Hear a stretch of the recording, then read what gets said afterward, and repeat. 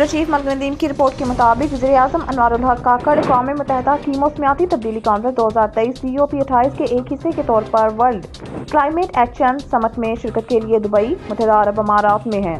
Dubai में वज़ीर-ए-आज़म काकड़ के एजेंडे में सरबराही इजलास में आला सतह की शिरकत और साइड लाइन्स पर कुछ दो तरफा मुलाकातें शामिल हैं। वो कल समिट से खिताब करेंगे, जहां वो मौसमियाती तब्दीली के लिए पाकिस्तान का विजन पेश करेंगे।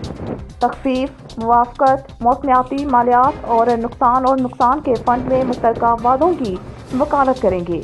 वो आबो हवा की लचक के लिए मसावात और आलमी ताउन पर भी जोर देंगे। COP28 में पाकिस्तान का मकसद नुकसान फंड को फ़ाल करने के लिए ग्लोबल स्टॉक टेक से एक बामायनी नतीजा और क्लाइमेट फाइनेंस में सालाना $100 बिलियन जमा करने के तवील अलमियाद हदफ की तकमील के लिए तरक्की पज़ीर ममालिक के साथ ताउन करना है।